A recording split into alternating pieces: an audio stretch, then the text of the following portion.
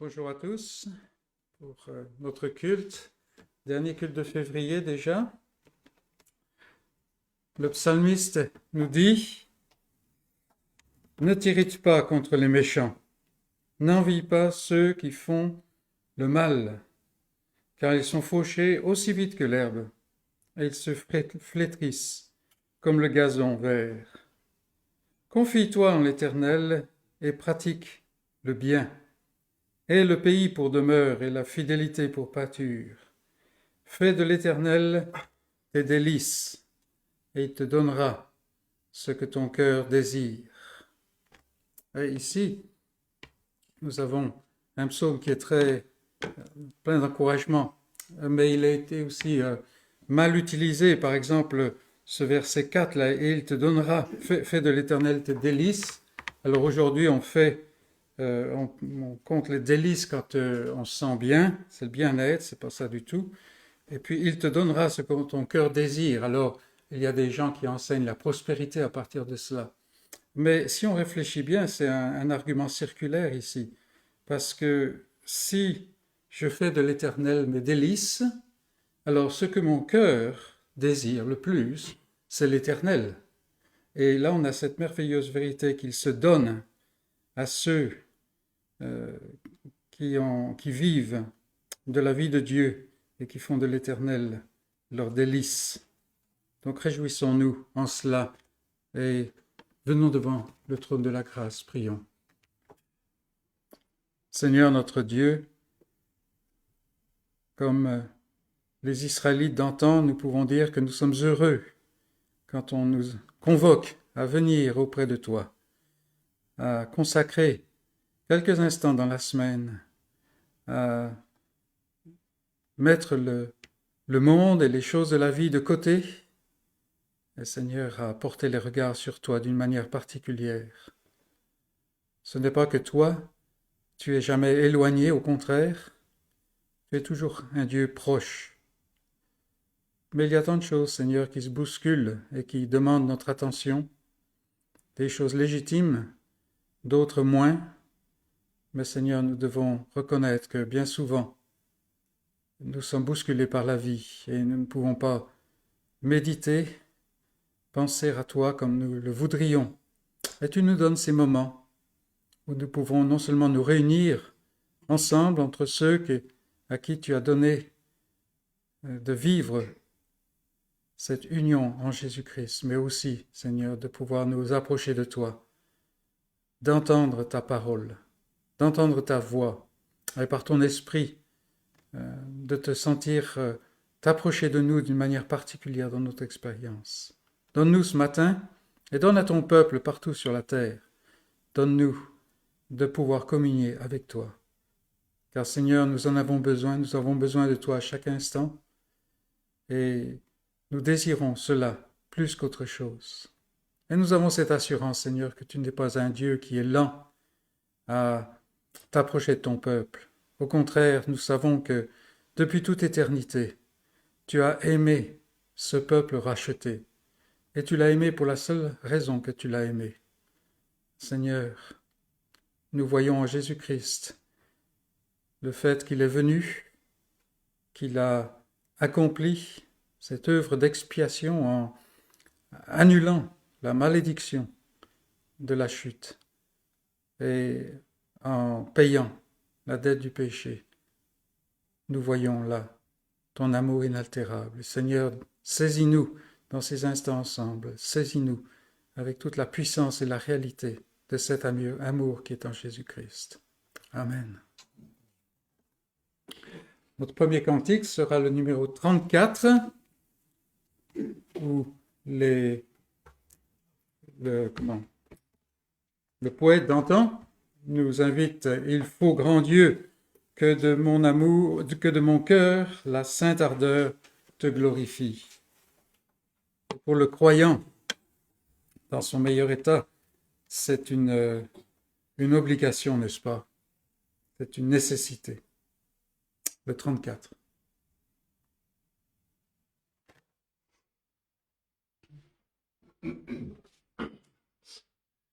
Il faut, grand Dieu, que de sainte ardeur te glorifie, car toi des mains et de la voix, devant les voix, je psalmodie. J'irai t'adorer, ô mon Dieu, en ton saint lieu d'un nouveau zèle. Je chanterai ta vérité et ta bonté toujours fidèle. Ton nom est célèbre à jamais par les effets de tes paroles. Quand je t'invoque, tu m'entends. Quand il est temps, tu me consoles. Tous les rois viendront à ses pieds, humiliés, prier sans cesse. Sitôt qu'ils auront une foi, ouïe la voix de ta promesse. Ils rempliront par le concert tout l'univers de tes louanges. Les peuples qui les entendront admireront tes faits étranges. Ô grand Dieu qui de tes hauts cieux, en tes bailles vois toutes choses, quoique tu sembles être loin, c'est sur ton soin que tout repose. Si mon cœur dans l'adversité est agité, ta main m'appuie. C'est ton bras qui sauve des mains des inhumains, ma triste vie. Quand je suis le plus abattu, c'est ta vertu qui me relève. Ce qu'il t'a plu de commencer, sans te lasser, ta main l'achève. Nous ouvrons maintenant la parole dans l'Ancien Testament, au livre de Job, chapitre 19.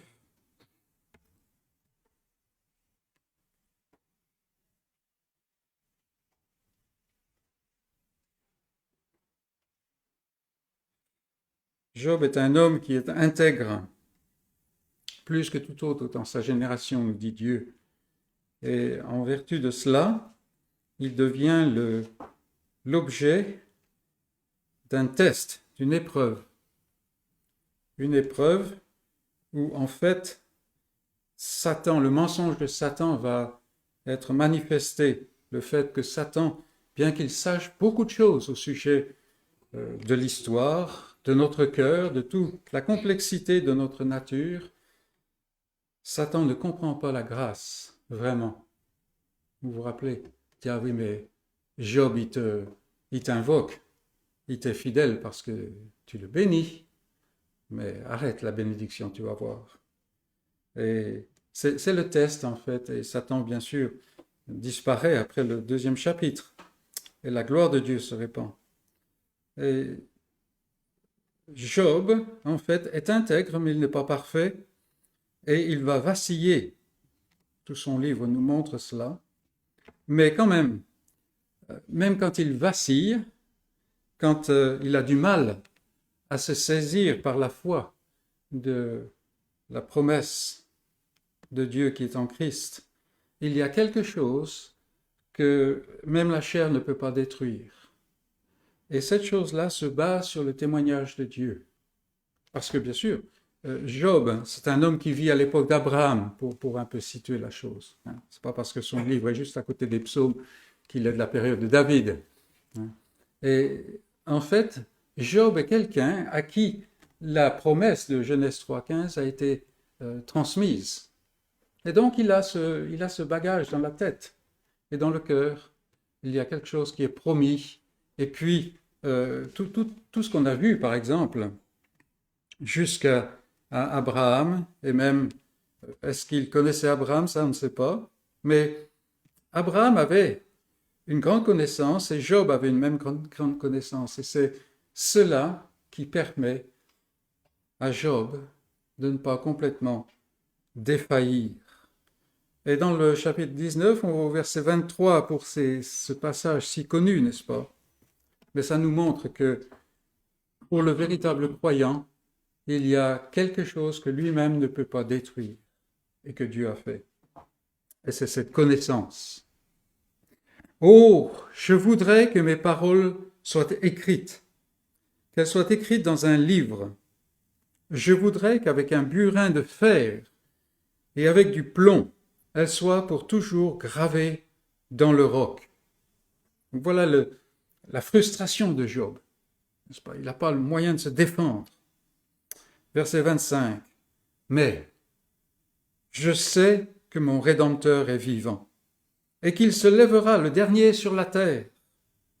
Quand ma peau sera détruite, il se lèvera. Après que ma peau aura été détruite, moi-même, je contemplerai Dieu. Je le verrai, et il me sera favorable. Mes yeux le verront, et non ceux d'un autre. Mon âme languit d'attente au-dedans de moi. Vous direz alors, pourquoi le poursuivions-nous? Car la justice de ma cause sera reconnue. Craignez pour vous le glaive. Les châtiments par le glaive sont terribles. Et sachez qu'il y a un jugement. Et ici, Job ne désire pas simplement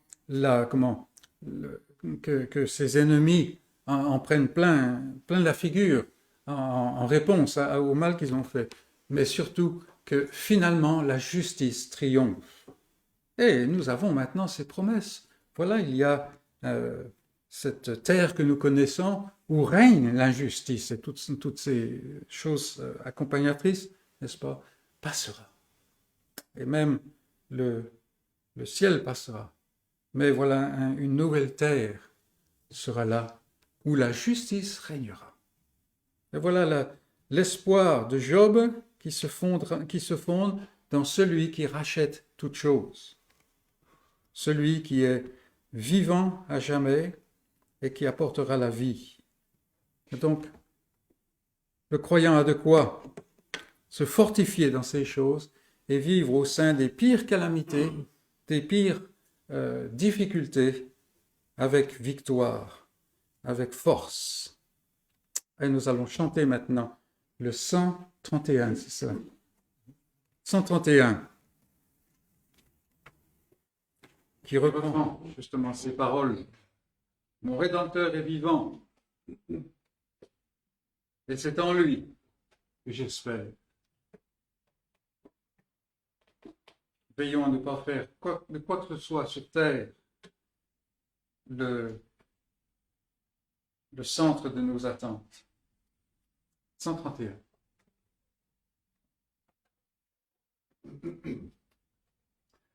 Mon Rédempteur est vivant, et c'est en lui que j'espère.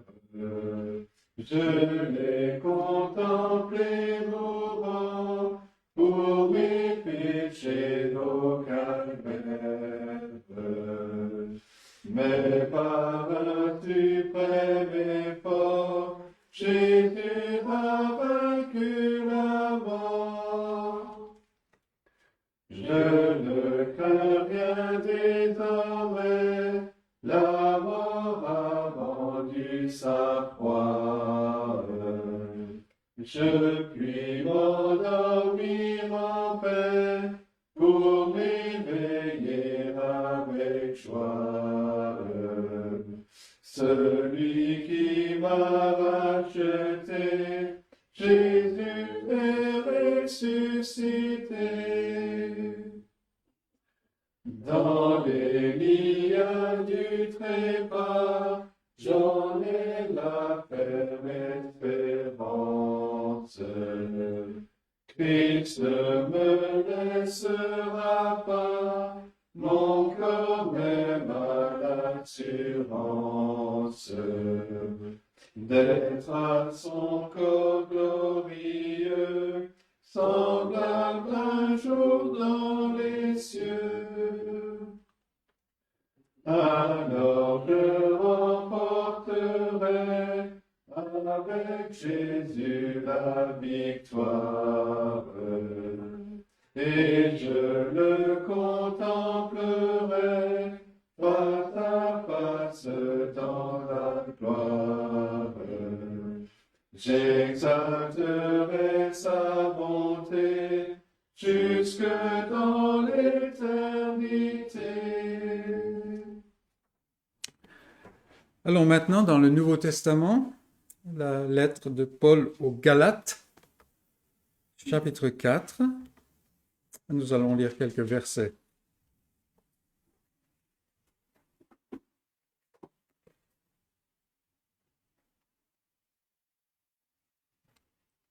Galates 4, et nous allons commencer la lecture au verset 3.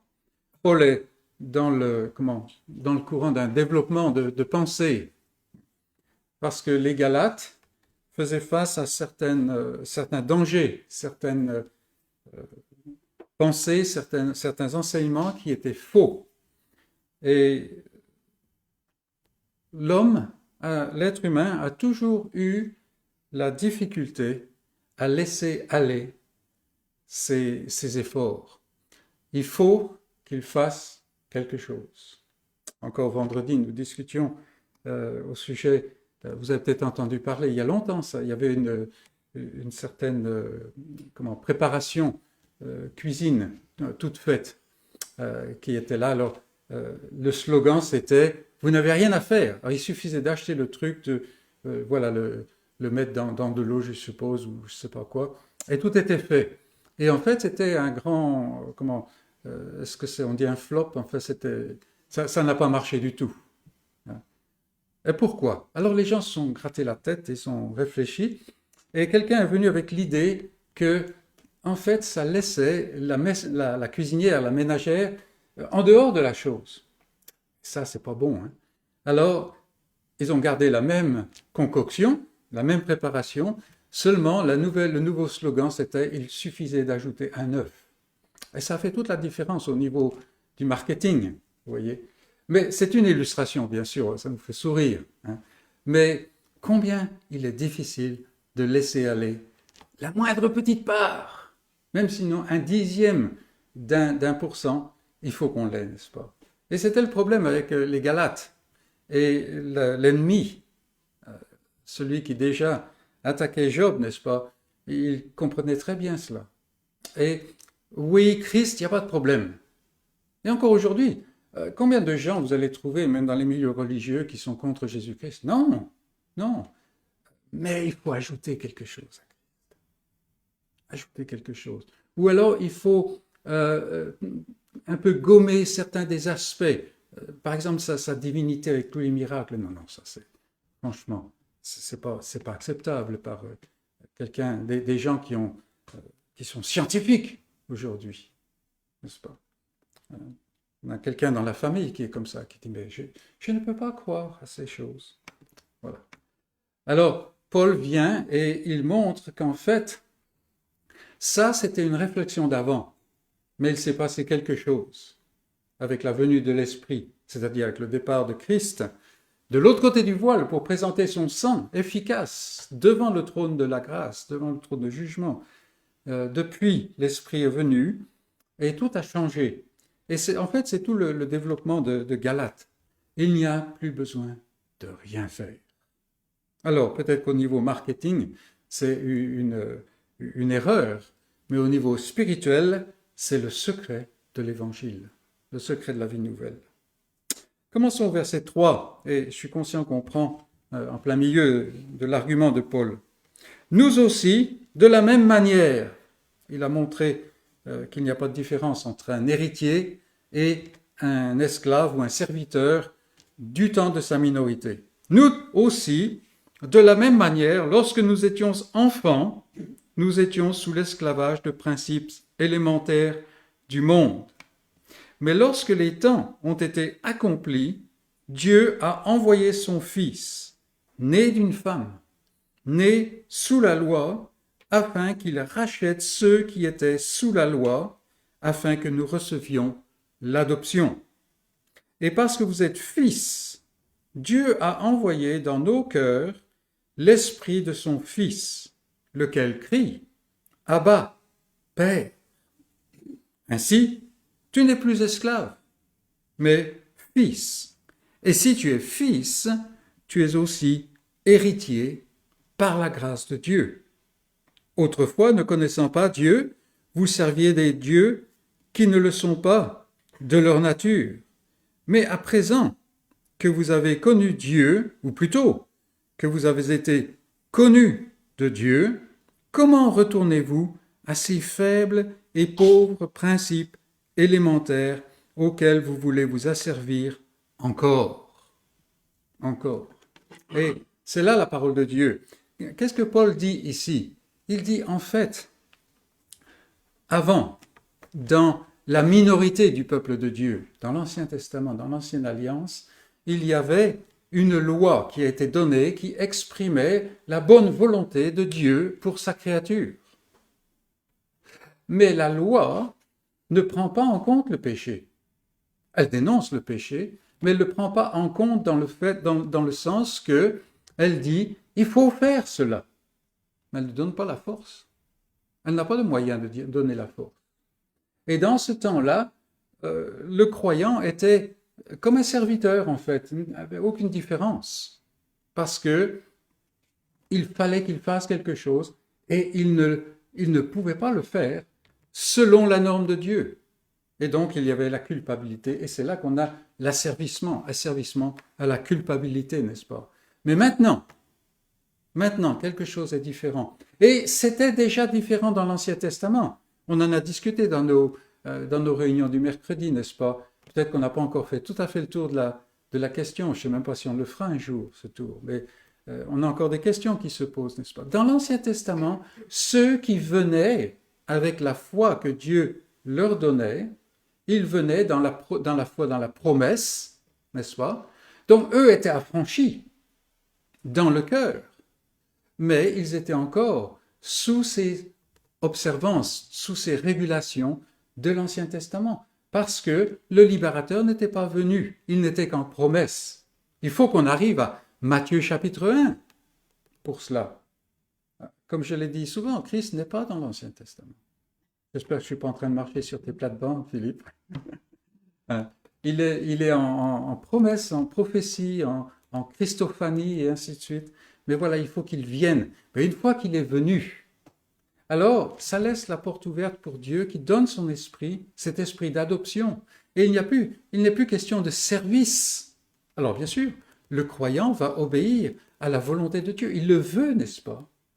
C'est ce qui fait son délice. Mais ça n'est pas ce qui lui gagne des points. Regardez ceux aujourd'hui qui vivent dans cette ancienne dynamique. Ils sont toujours en train de regarder par-dessus leur épaule. Est-ce qu'ils ont vraiment fait ce qu'il fallait? Ou est-ce que les autres vont commencer à les critiquer? Ça, c'est pas l'esprit dans l'Église, n'est-ce pas? C'est pas l'esprit de liberté.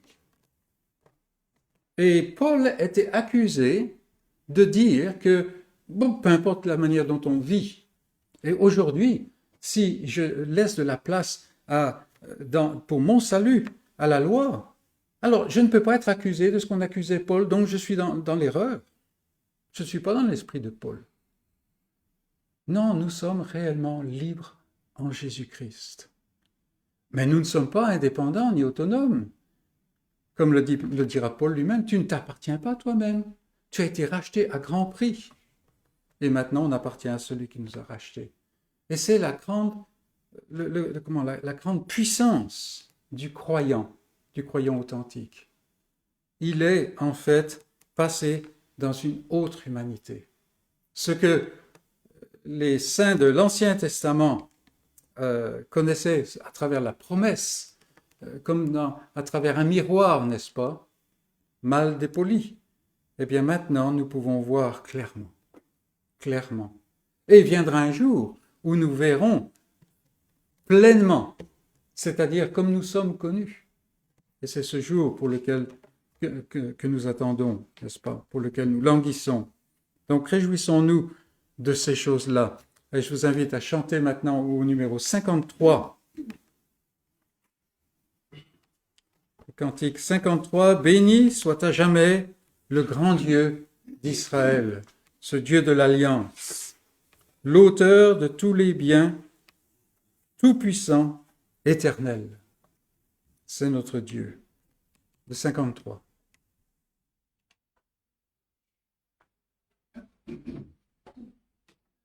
Béni soit à jamais le grand Dieu d'Israël,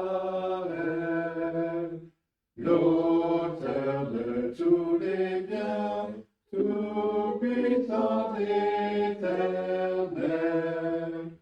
qui touché de nos crimes et de notre misère, dans nos calamités, c'est montré votre Père.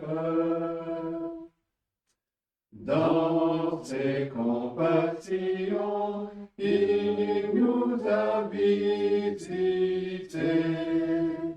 Par son bras invincible, il nous a rachetés.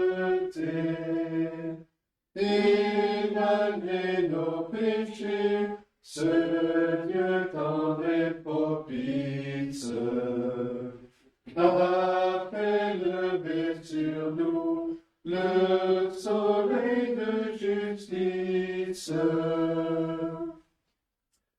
Tous les peuples assis dans l'ombre de la mort se lèveront joyeux à la voix du Dieu fort, éclairés désormais par sa vive lumière. Ils connaîtront leur Dieu, leur Sauveur et leur Père. Il conduira nos pas au chemin de la paix. Et ce divin Sauveur remplira nos souhaits. Nous l'aimerons toujours, nous lui serons fidèles, et nous vivrons heureux à l'ombre de ses ailes. Et avant le message, je vous invite à nous courber devant le trône de la grâce dans la prière. Prions. Seigneur, notre Dieu, ce Dieu que nous avons chanté, ce Dieu dont nous avons entendu la parole, toi qui es autre, différent, éternel, rempli de perfection, toi qui es le Dieu du Seigneur Jésus-Christ, le Dieu de grâce, dont les compassions sont éternelles, celui qui ne change jamais. Seigneur, nous nous approchons de toi et nous reconnaissons que tu peux tout, que tu es le seul sage. Cet évangile, Seigneur, nous devons le reconnaître, dépasse notre entendement. Cette bonne nouvelle du salut en Christ seul est quelque chose à laquelle aucun être humain n'aurait pu penser ni imaginer. Seigneur, Quelle merveille nous voyons dans ta parole. Combien depuis toute éternité tu as prédestiné un sacrifice pour le péché de ton peuple.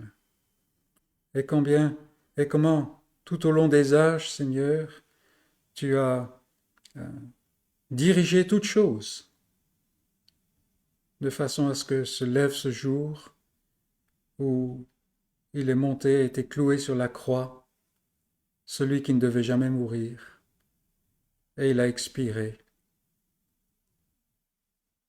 Tout était accompli, tout était fait. Mais Seigneur, ces choses sont tellement merveilleuses qu'elles nous remplissent de doutes. Nous ne pouvons pas croire que nous puissions en bénéficier. Oui, Seigneur, que tout le monde soit sauvé, ça à la rigueur, nous pouvons le penser. Mais que ta grâce s'étende jusqu'à nous. Oh Seigneur, tellement rebelle, et continuellement rebelle. Et même maintenant que ta grâce se déverse chaque jour envers nous, les élans de notre chair n'ont pas baissé d'intensité, toujours à s'opposer à toi. Seigneur, comment se peut-il? Sinon que simplement, tu as décidé d'aimer et tu l'as fait pour ta gloire. Ô Seigneur, nous prions que ta gloire se manifeste, et dans le monde et dans notre vie, et que tu nous assistes, Seigneur, par ta parole, par ton esprit, à marcher dans les voies de Christ.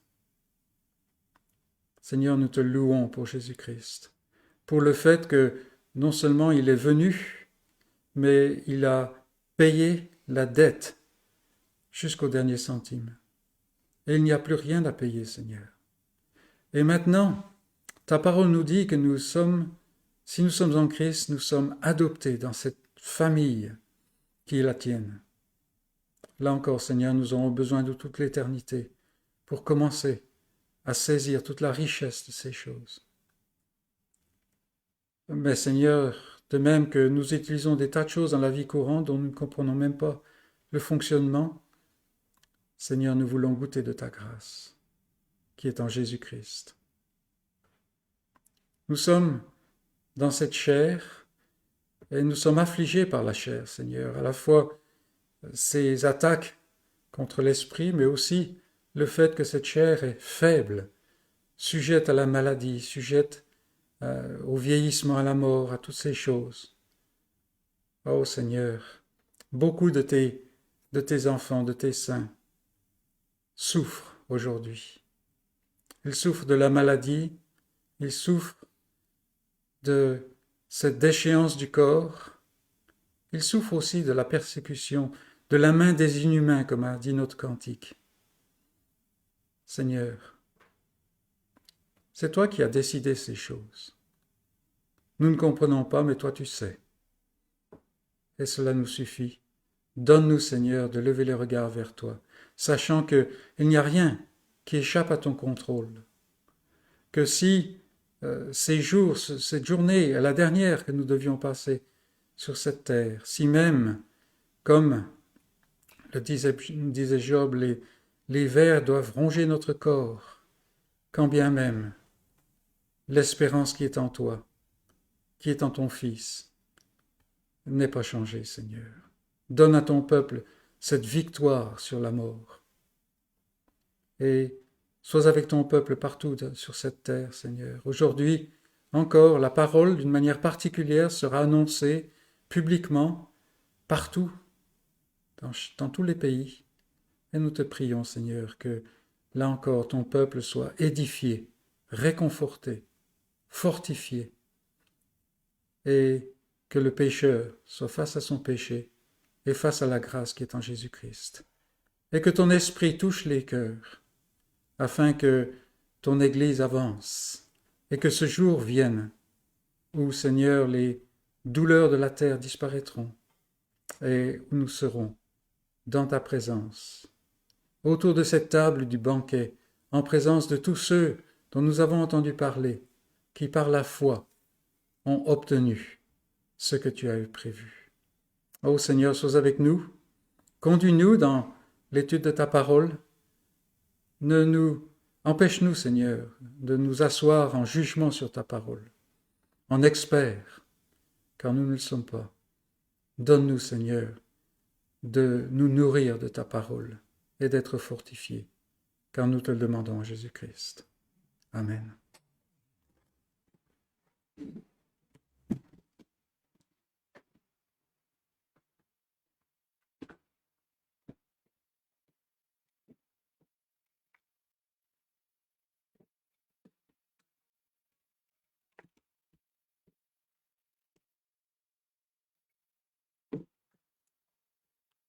Je vous invite à ouvrir la parole de Dieu dans l'Évangile selon Matthieu, chapitre 1. Nous allons lire les versets 18 à 25. Matthieu, chapitre 1, les versets 18 à 25. Et voici la parole de Dieu.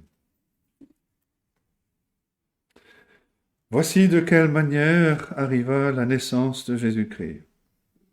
Marie, sa mère, ayant été fiancée à Joseph, se trouva enceinte par la vertu du Saint-Esprit, avant qu'ils aient habité ensemble. Joseph, son époux, qui était un homme de bien et qui ne voulait pas la diffamer, se proposa de rompre secrètement avec elle. Comme il y pensait, voici un ange du Seigneur lui apparut en songe et dit : Joseph, fils de David, ne crains pas de prendre avec toi Marie, ta femme, car l'enfant qu'elle a conçu vient du Saint-Esprit. Elle enfantera un fils, et tu lui donneras le nom de Jésus. C'est lui qui sauvera son peuple de ses péchés. Tout cela arriva, afin que s'accomplisse ce que le Seigneur avait annoncé par le prophète. Voici, la Vierge sera enceinte, elle enfantera un fils, et on lui donnera le nom d'Emmanuel, ce qui signifie Dieu avec nous. Joseph, s'étant réveillé, fit ce que l'ange du Seigneur lui avait ordonné, et il prit sa femme avec lui. Mais il ne la connut point, jusqu'à ce qu'elle ait enfanté un fils, auquel il donna le nom de Jésus. Et c'est la parole de Dieu. Nous poursuivons donc notre étude que nous avons commencée dimanche dernier dans cet évangile de Matthieu. Nous avons vu la semaine dernière la généalogie de Jésus-Christ avec la signification et l'importance des noms qui sont donnés au Seigneur Jésus-Christ. Et Matthieu continue donc son récit avec la naissance. Le texte commence, verset 18, « Voici de quelle manière arriva la naissance de Jésus-Christ. » Mais quand on lit bien ce passage, on remarque qu'en réalité, on n'est pas encore en train de parler de la naissance de Jésus. Mais c'est plutôt l'histoire de la conception virginale de Jésus quand le Fils de Dieu se fait homme, quand il devient homme. L'Esprit de Dieu forme l'enfant dans le ventre d'une vierge. L'ange de Dieu dit à Joseph et à Marie tout ce qu'ils doivent savoir pour prendre soin de cet enfant qui va naître dans leur famille quelques mois plus tard. Le récit de Matthieu décrit bien plus qu'une simple naissance. Et en fait, le terme que Matthieu utilise, qui est traduit par naissance, n'est pas le mot ordinaire pour naissance. Si on traduisait littéralement, Matthieu dit ici « l'origine de Jésus-Christ est ainsi ».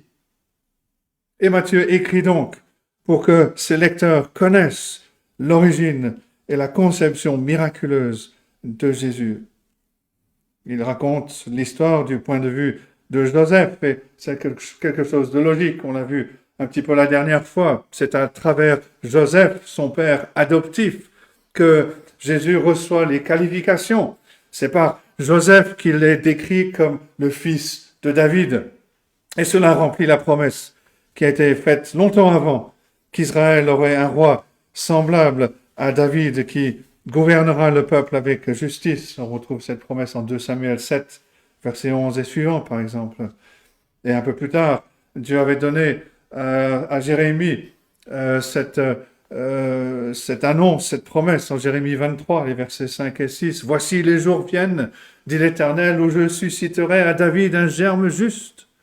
Il régnera en roi et prospérera. Il pratiquera la justice et l'équité dans le pays. En son temps, Juda sera sauvé. Israël aura la sécurité dans sa demeure. Et voici le nom dont on l'appellera, l'Éternel, notre justice. » Et les Israélites ont connu beaucoup de rois, surtout des rois mauvais, en attendant ce libérateur qui serait issu de la lignée de David. Et ils auraient pu connaître un millier de générations de déception si rien n'avait changé. Mais il y avait des indices que Dieu était à l'œuvre, que Dieu était en train d'orchestrer des choses et qu'il amenait l'histoire à son point culminant. Au temps de Marie et de Joseph, la lignée de David avait montré son incapacité. Cette lignée qui était appelée à gouverner Israël était décimée, elle était presque invisible. Mais Matthieu montre que Jésus est bien de la lignée de David, mais il n'est pas de la chair de David. Il est conçu par l'Esprit Saint. Les promesses qui ont été faites à la lignée de David montraient que Israël avait besoin d'un libérateur, d'un roi qui serait fort, qui serait intrépide, d'un guerrier qui serait prêt à combattre ses ennemis, d'un homme qui aimait Dieu, qui aimait son peuple plus que sa propre vie. Malheureusement, l'histoire d'Israël est une triste répétition d'un roi mauvais qui suit un autre roi mauvais, d'un roi défaillant qui suit un autre roi défaillant. La chair humaine ne pouvait pas et ne peut pas délivrer le peuple de Dieu. Ils avaient besoin d'autre chose. Ils avaient besoin de quelque chose de différent. Et cette leçon est toujours la même. Aucun roi, aucun prophète ne peut délivrer. La chair et le sang par eux-mêmes ne peuvent pas sauver. Aucun politicien, aucun médecin, aucun enseignant, aucun prédicateur, aucun père ou mère ne peut délivrer l'être humain de son esclavage au péché. Mais Matthieu nous dit que Dieu a orchestré la délivrance qui était nécessaire. Et puisque Dieu utilise souvent des noms pour révéler ses desseins, il donne à cet enfant qui doit naître 2 noms. Le bébé est appelé à la fois Jésus et Emmanuel. On l'a déjà dit la semaine dernière, Jésus signifie Dieu sauve, l'Éternel sauve.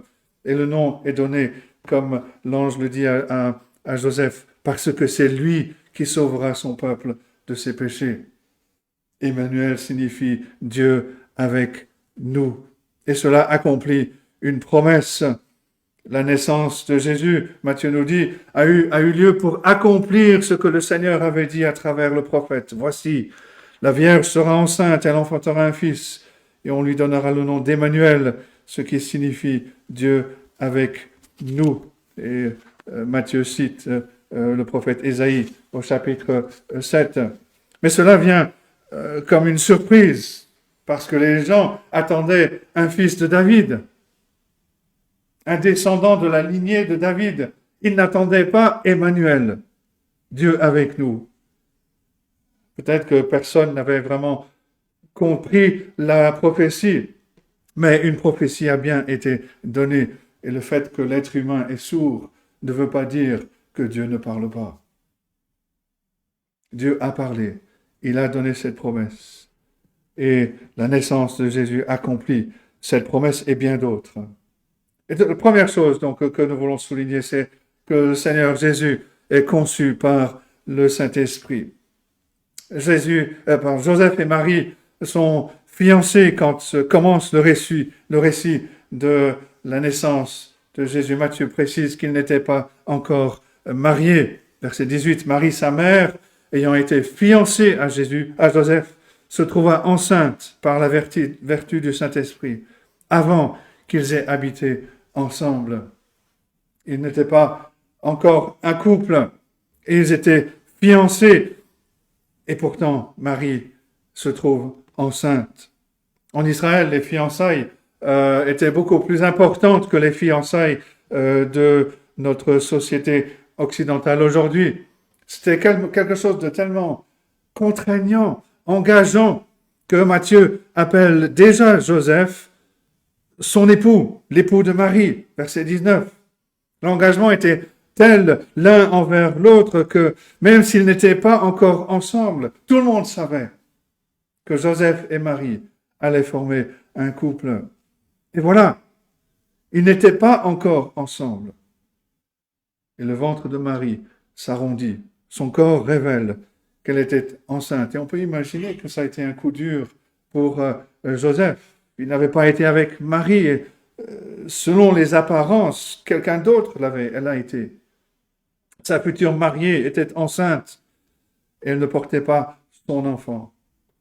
Joseph nous dit, Matthieu était un homme de bien et il voulait une épouse qui soit une femme de bien, une femme droite, honnête. Mais si Marie avait été infidèle avant même qu'il se marie, quel genre de femme était-elle?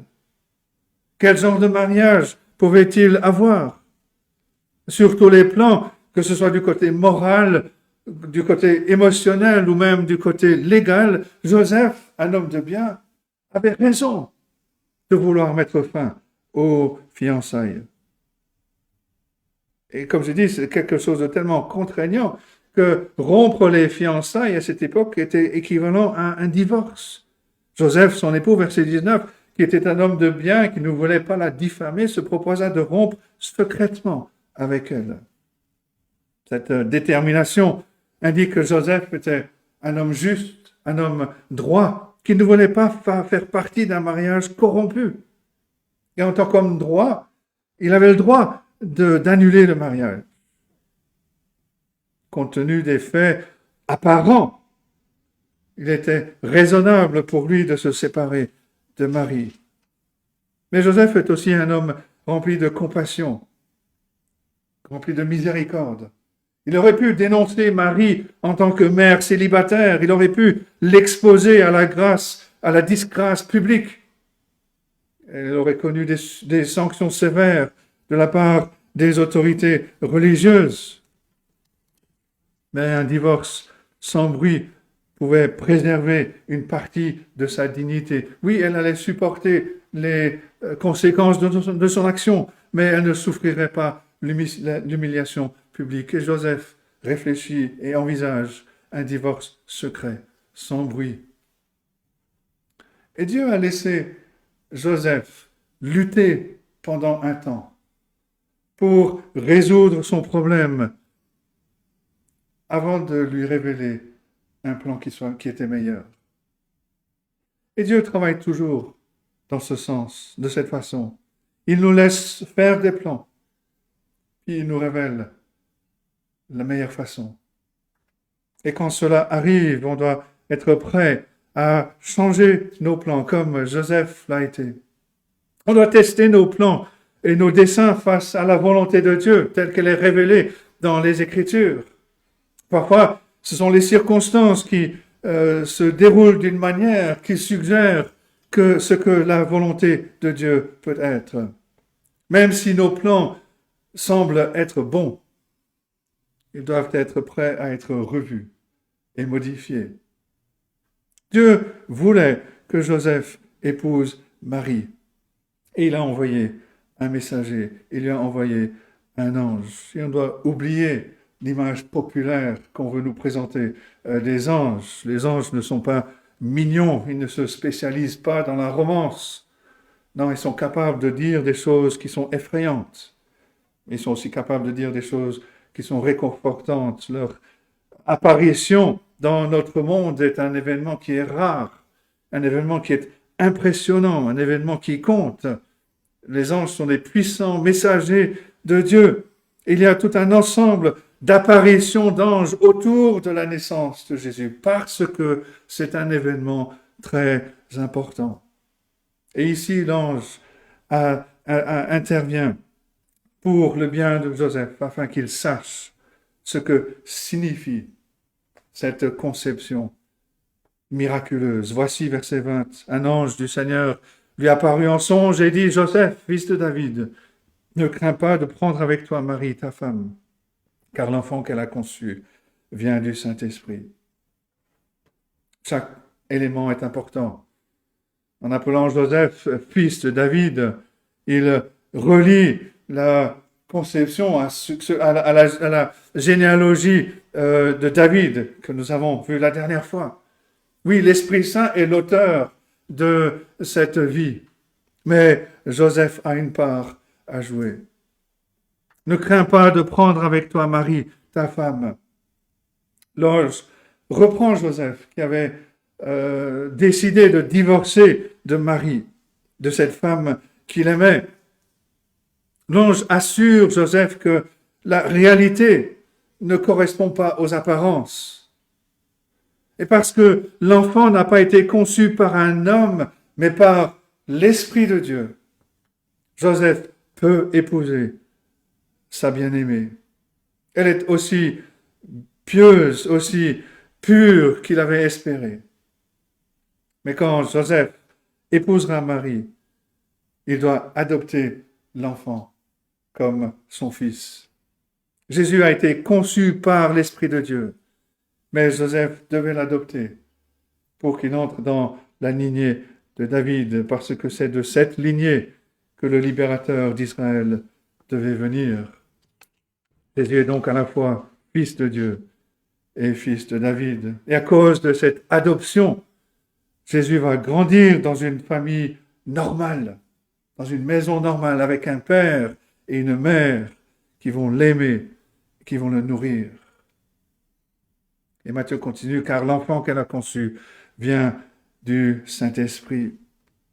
L'Église universelle parle traditionnellement de la naissance virginale de Jésus, mais les évangiles soulignent plutôt la conception miraculeuse, la conception virginale de Jésus-Christ. Le miracle est dans la manière de la conception, parce que, autant qu'on le sache, l'accouchement, le processus de naissance s'est déroulé de manière normale. On parlerait plutôt donc de la conception virginale de Jésus. Il a été conçu par le Saint-Esprit. Deuxième point, le nom et la mission de cet enfant.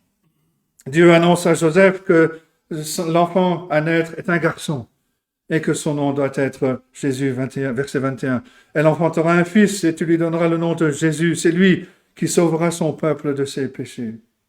Jésus, comme on a dit, veut dire Dieu sauve, l'Éternel sauve. Le Seigneur sauve. Il délivre son peuple de bien des manières. Il sauve et il délivre et il donne à manger aux affamés. Il guérit des malades, il réconforte les cœurs brisés. Beaucoup espéraient, comme on l'a souligné la dernière fois, beaucoup espéraient que le Messie sauverait Israël de la domination de Rome. Mais l'ange déclare le programme de Dieu. Jésus ne sauvera pas son peuple des ennemis physiques. Il sauvera son peuple de ses péchés. Le péché est la racine de tous les maux, de toutes les calamités. La calamité peut venir de différentes sources, d'un accident, une maladie, un oubli, ou toute autre chose. Mais la cause profonde est le péché. Le péché, c'est être en conflit avec Dieu. Mais Jésus est venu pour sauver son peuple de ses péchés, pour que le peuple que Dieu a choisi soit réconcilié avec son Créateur. Cette naissance de Jésus marque le début du déploiement du salut de Dieu. Et c'est l'accomplissement des promesses que Dieu a données, comme le souligne Matthieu. Tout cela arriva afin que s'accomplisse ce que le Seigneur avait annoncé par le prophète. Le prophète, et ici en l'occasion Ésaïe, a parlé comme Dieu l'a poussé. C'est Pierre qui le dit en 2 Pierre chapitre 1. C'est poussé par l'Esprit de Dieu que les prophètes ont parlé. Ce sont les paroles même de Dieu qui ont été prononcées par un prophète, qu'il a annoncé pour préparer le chemin du salut de Dieu. La naissance de Jésus montre que Dieu est avec nous. De manière importante, Dieu est toujours avec nous. On ne pourra jamais fuir sa présence. C'est le psalmiste qui l'exprime ainsi dans le psaume 139, versets 8 à 10. Il dit, si je monte aux cieux, tu es là. Si je me couche au séjour des morts, te voilà. Si je prends les ailes de l'aurore et que j'aille habiter à l'extrémité de la mer, là aussi ta main me conduira et ta droite me saisira. L'être humain peut essayer d'ignorer Dieu. Il peut essayer de renier Dieu. Il peut essayer de maudire. Il peut maudire Dieu. Mais Dieu ne disparaîtra jamais. Dieu est là. Son règne s'étend sur toute la création. Dieu est omniprésent. Et Matthieu dit qu'avec la naissance de Jésus, Dieu est entré dans l'histoire humaine d'une nouvelle façon. Il est avec nous. Il est là pour apporter la bénédiction à son peuple. 3 fois dans l'évangile de Matthieu, on entend dire que Jésus est avec nous, que Jésus est Dieu avec nous. On a ici au commencement, chapitre 1, verset 21, il est Dieu avec nous. Jésus est Emmanuel, Dieu avec nous, pour sauver son peuple de ses péchés. Verset 21. Au milieu de l'évangile, nous entendons que Jésus est Emmanuel, Dieu avec nous, pour purifier son Église. Matthieu 18, verset 20, Jésus promet, là où 2 ou 3 sont assemblés en mon nom, je suis au milieu d'eux. On utilise souvent ce verset pour trouver l'assurance que Dieu entend lorsque nous nous réunissons pour prier. Et c'est vrai, c'est une réalité. Mais dans le contexte original, Jésus avait une prière spécifique à l'esprit, dans l'agonie de la discipline de l'Église. Quand un chrétien persiste dans le péché, quand il ne se repent pas, quand les dirigeants font face à une telle rébellion, Jésus est Emmanuel.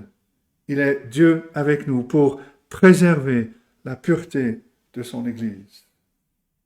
Et puis à la fin de l'évangile de Matthieu, Jésus est Emmanuel, Dieu avec nous pour élargir, pour faire grandir l'Église. Avant de monter au ciel, Jésus ordonne à ses disciples d'aller faire des disciples de toutes les nations. C'est une tâche immense. C'est pour ça qu'il leur dit, allez, faites de toutes les nations des disciples, les baptisant au nom du Père, du Fils et du Saint-Esprit. Et enseignez-leur à observer tout ce que je vous ai prescrit. Et voici, je suis avec vous tous les jours jusqu'à la fin du monde. Matthieu 28, 19 et 20. Il est Emmanuel, Dieu avec nous, pour donner à l'Église le pouvoir de faire des disciples et d'aller par le monde. Quel réconfort pour nous donc de savoir quand Jésus-Christ, Dieu, est avec nous. Quel réconfort quand on est seul, quand on est malade, quand on est accablé par la culpabilité ou effrayé par les circonstances. Jésus est Emmanuel. Il est Dieu avec nous. L'histoire de la conception de Jésus est bien plus que l'histoire d'un homme et d'une jeune femme destinés à se marier. C'est surtout l'histoire de l'action de Dieu. Dieu est entré dans l'histoire humaine en déclarant qu'il est le Dieu avec lequel nous devons traiter. Emmanuel, c'est bien plus qu'un titre. C'est une déclaration que Dieu est entré dans notre monde et que nous devons compter avec lui. Il y a une façon juste et des façons mauvaises de le faire, mais c'est si vital que le Seigneur a pris soin de préparer son peuple pour en connaître, pour en saisir l'importance et pour nous préparer à la venue de Jésus, à la venue d'Emmanuel, Dieu avec nous. Dieu l'a annoncé et il a donné un signe. Le signe d'Emmanuel a été donné des siècles auparavant, pendant le règne d'un mauvais roi de Juda, un roi nommé Akaz. Et c'est le 3e point, Akaz et Emmanuel. Je vous invite à relire les chapitres 7, 8 et 9 d'Ésaïe, où on voit cela. Au début du règne d'Akaz, 2 rois voisins, Pékash, le roi des tribus du nord d'Israël et Rétsin, le roi de Syrie, ont envahi Juda. Et ils ont commencé à marcher vers Jérusalem, la capitale. Leur intention était d'aller installer un roi fantoche et de diviser Juda entre eux. Et Akaz, le roi de Juda, et le peuple tremblaient de peur. C'est ce que Ésaïe 7, les premiers versets nous disent. Akaz n'était pas un croyant, mais Dieu a envoyé son prophète Ésaïe pour lui offrir une bénédiction. Ésaïe a dit au roi, sois tranquille, ne crains rien. Le plan de l'invasion, le plan de faire du mal allait échouer. Et Ésaïe savait que le roi Akaz était quelqu'un qui doutait. Et il ajoute deux choses. Il avertit tout d'abord et lui dit, si vous ne croyez pas, vous ne subsisterez pas. Ésaïe 7, verset 9. Et puis ensuite il promet, demande en ta faveur un signe à l'Éternel ton Dieu, et il te l'accordera pour que tu sois sûr qu'il t'accordera cette délivrance. Mais Akaz n'a voulu ni du prophète Ésaïe, ni de son signe. Il ne croyait pas que Dieu le délivrerait. Au lieu de cela, Akaz avait son propre plan de délivrance. Pour vaincre ces deux petites puissances, les tribus nord d'Israël et le roi et l'armée de Syrie, Akaz avait décidé de faire appel à la plus grande puissance de l'époque, la Syrie, le roi d'Assyrie. Mais Akaz n'était pas disposé à admettre son plan à Ésaïe. Il a utilisé un stratagème, il a utilisé un jargon religieux pour couvrir sa rébellion. Ésaïe 7, verset 12, Akaz dit, « Je ne demanderai rien, je ne tenterai pas l'Éternel. » Bien sûr, il est vrai que nous ne devrions pas tenter Dieu, nous ne devrions pas exiger qu'il effectue des signes et des prodiges pour nous. Mais Dieu avait déjà décidé de donner à Akaz un signe de grâce, comme un don. Il savait qu'Akaz ne croyait pas en lui, alors il lui a donné un signe, il lui a offert un signe comme une preuve de son amour. Akaz disait, je ne veux pas traiter avec Dieu, je veux pas de cadeau, je veux pas de signe, je prendrai soin de mon propre destin.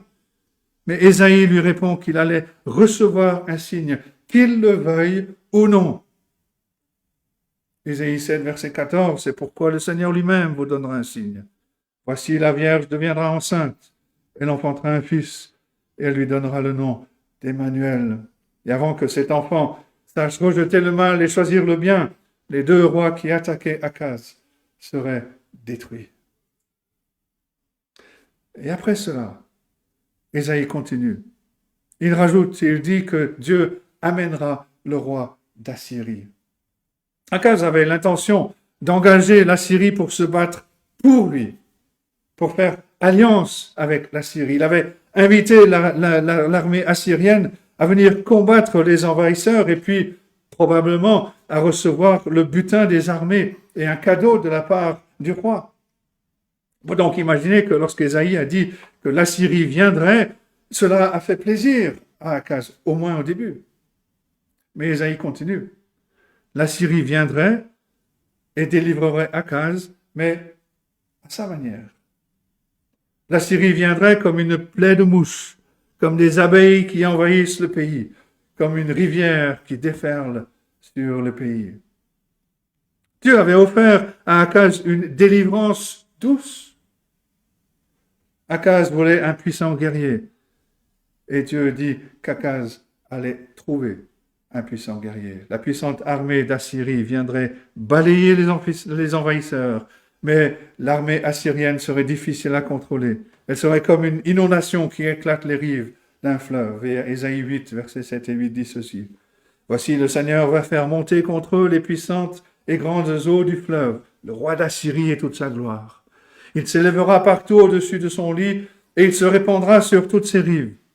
Il pénétrera dans Juda. Il débordera et inondera. Il atteindra jusqu'au cou. Il atteindra jusqu'au cou. Le déploiement de ses ailes remplira l'étendue de ton pays.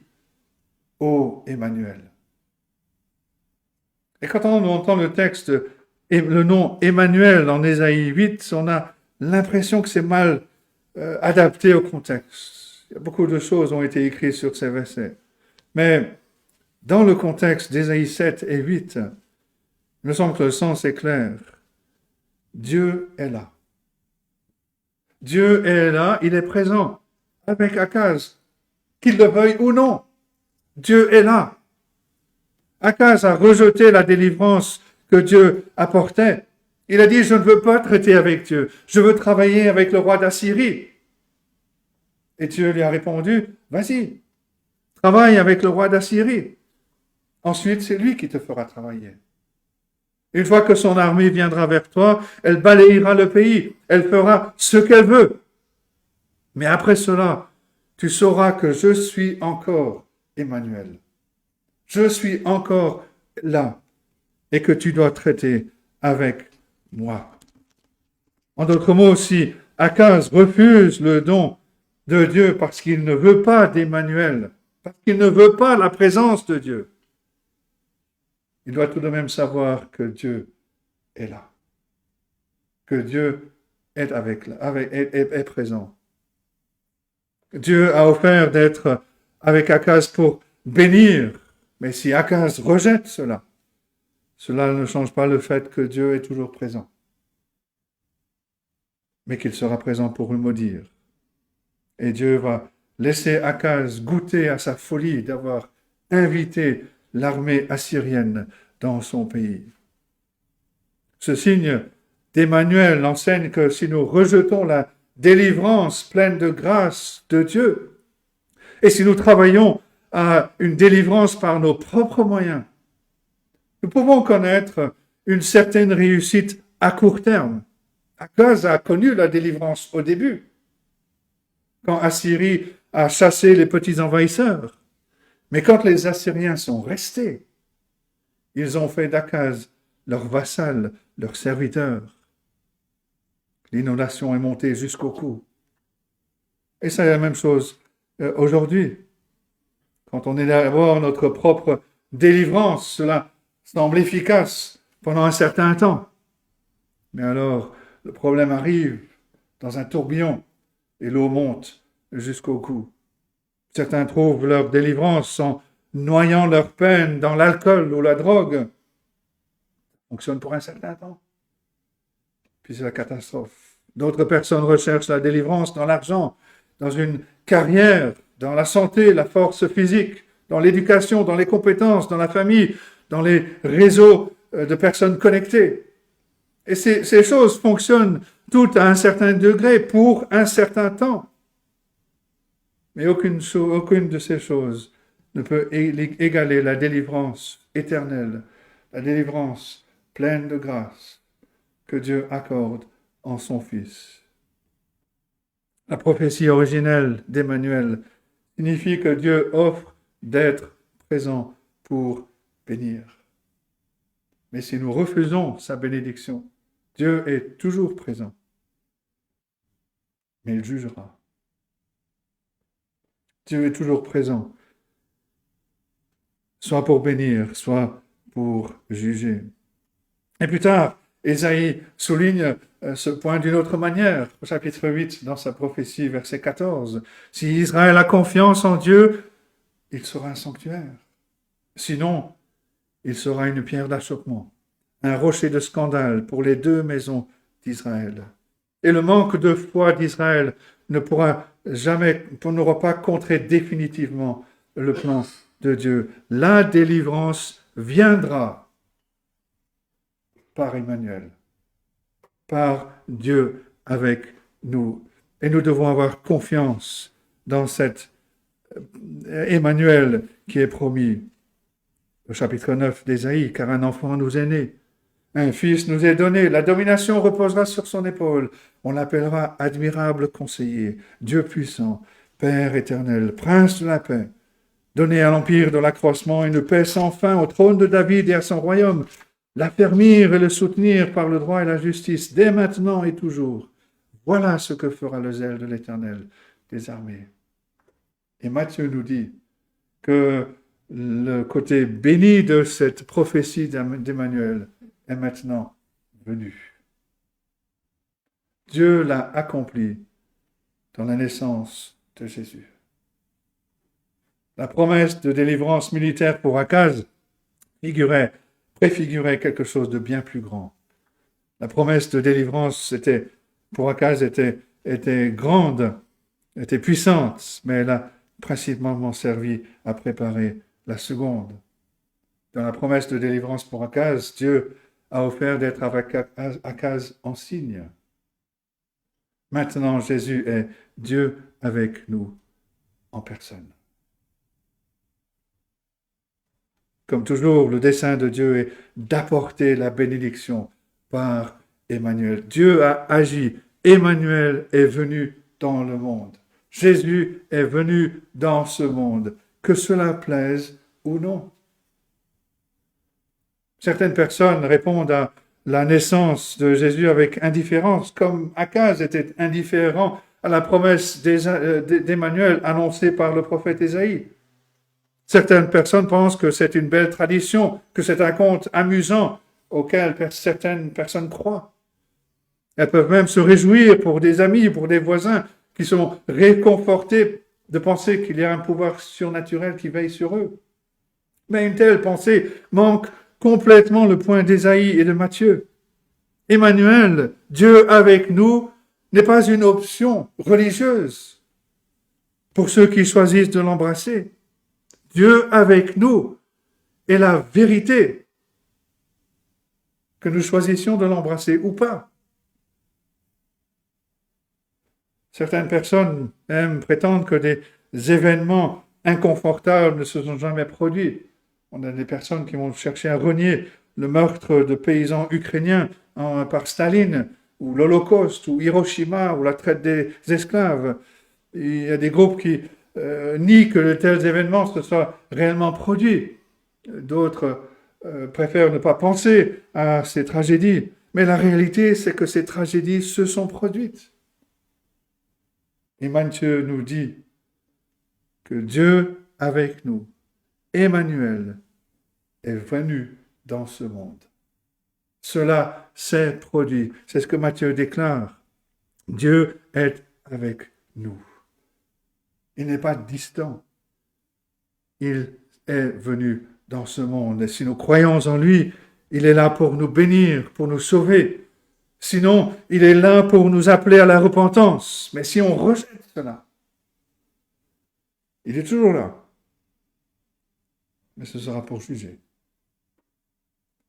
La délivrance que Dieu accorde est la seule délivrance qui fonctionne réellement. Jésus, notre Emmanuel, est notre seule espérance éternelle. Quatrième point, Joseph et la naissance de Jésus. Quand l'ange a fini de parler, Joseph se réveille et il croit. Et verset 24, il fit ce que l'ange du Seigneur lui avait ordonné. Il prit sa femme avec lui. Sa soumission à Dieu a été aussi puissante, aussi complète que celle de Marie qui s'est offerte comme servante du Seigneur. Joseph a refusé d'être conduit par la honte ou par la colère. Il a mis de côté son plan de divorce. Il a pris Marie comme son épouse. Et pour rendre la conception surnaturelle de Jésus parfaitement claire, Matthieu rajoute au verset 25, « Mais Joseph, ne l'a connue point, jusqu'à ce qu'elle ait enfanté un fils, auquel il donna le nom de Jésus. » On a là une belle image d'une foi vivante. Marie et Joseph ont écouté Dieu.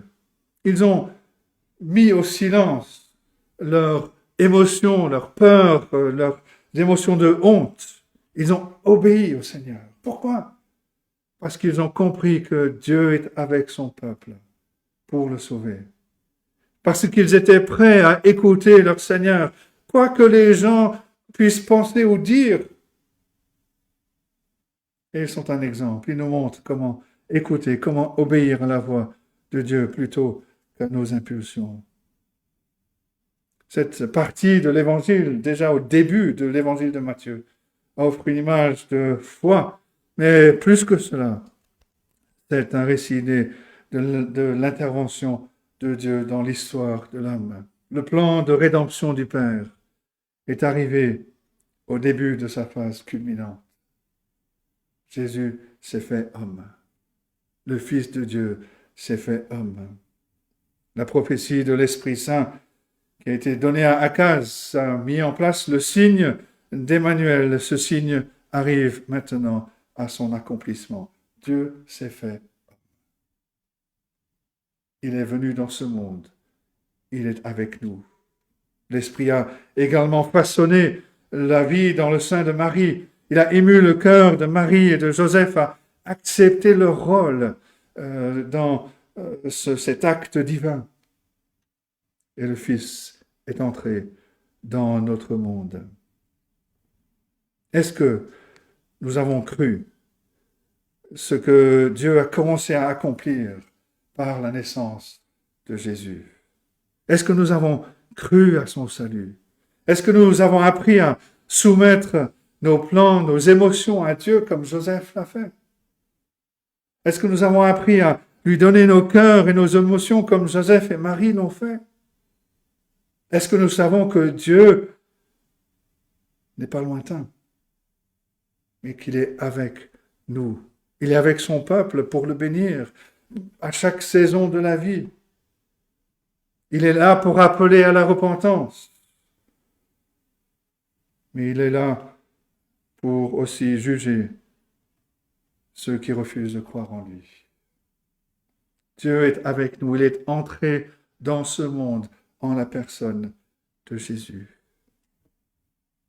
Puissions-nous avoir la foi, la confiance, l'amour, l'obéissance pour recevoir les bénédictions qui viennent de Jésus-Christ, notre Emmanuel, Dieu avec nous, l'accomplissement des promesses que Dieu a faites tout au long de l'histoire.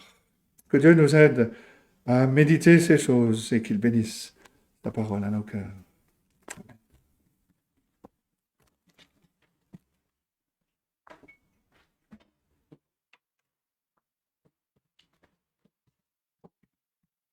Nous allons terminer notre culte par le chant du cantique numéro 255.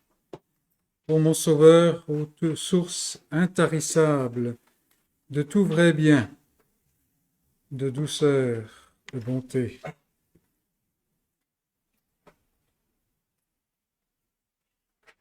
Apportons notre adoration au Seigneur en chantant le 255.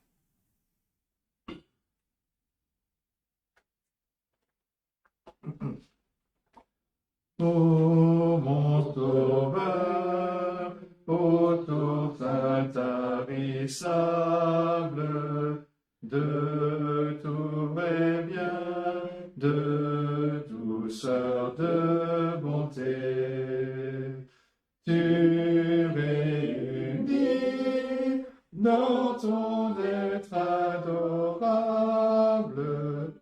tous les trésors de la divinité. Seigneur Jésus, sois à jamais ma gloire, sois mon amour, ma joie et ma douceur.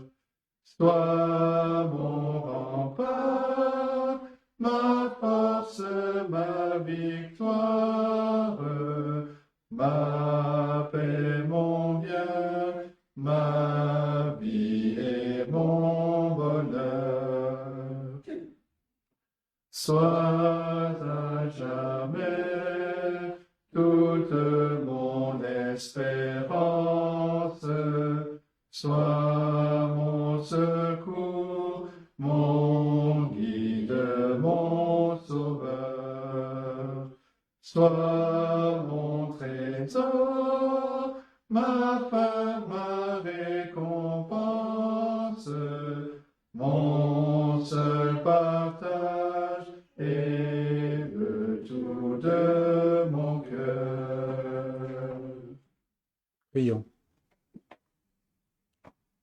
Oui, Seigneur, tu es une source intarissable pour celui qui a foi en toi, celui en qui ton esprit a mis la vie, celui pour qui ton Fils est venu sur cette terre, a délaissé, a mis de côté sa gloire pour se soumettre à ton plan, pour accomplir le salut de son peuple, pour faire face à l'opposition des pécheurs par obéissance.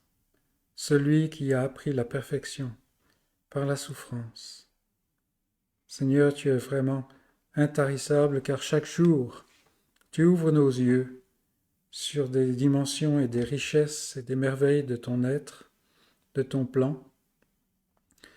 Et nous venons devant toi, Seigneur, à la fin de ce culte, en te demandant de continuer à œuvrer dans notre cœur. Continue de nous parler dans ta parole. Continue de te révéler.